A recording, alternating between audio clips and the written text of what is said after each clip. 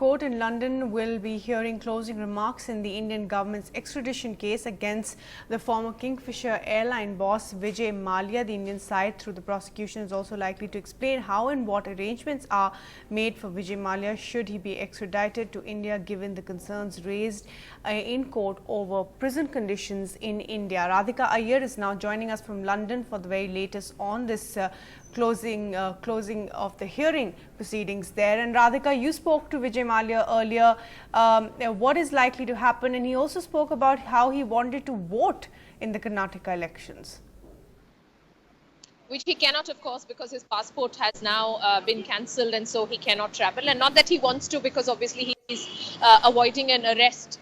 Which is why this case here in London. But yes, I did chat with him about Karnataka elections, given he belongs to Karnataka and he even represented the state as the Rajya Sabha member of parliament. But he says that he's not been following opinion, so he didn't want to really talk about whether he supports the Congress or the BJP. But Mr. Mallya seems like it's yet another day in the court here. I in fact saw him have a candid chat with the CBI officer, Mr. Rakesh Asthana, inquiring about when he came, how the parliament functionings are, and so on and so forth. What's likely to happen in court?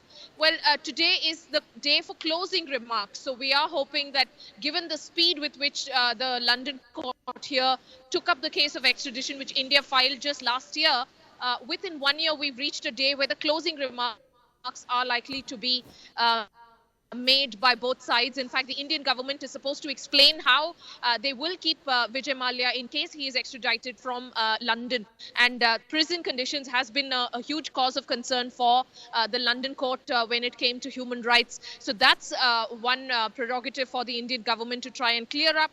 Mr. Mallya is supposed to clear why he provided twice over the same evidence as opposed to what he claimed about how he had a various range of people who could depose for him and support his claim that he pleaded not guilty.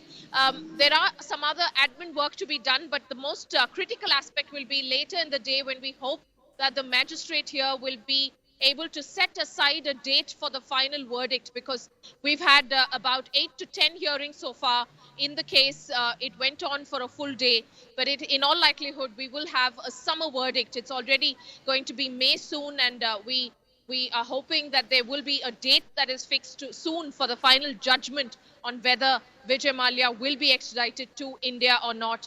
And that depends on the judge, of course, who is likely to hear this case until about 6 this evening local time.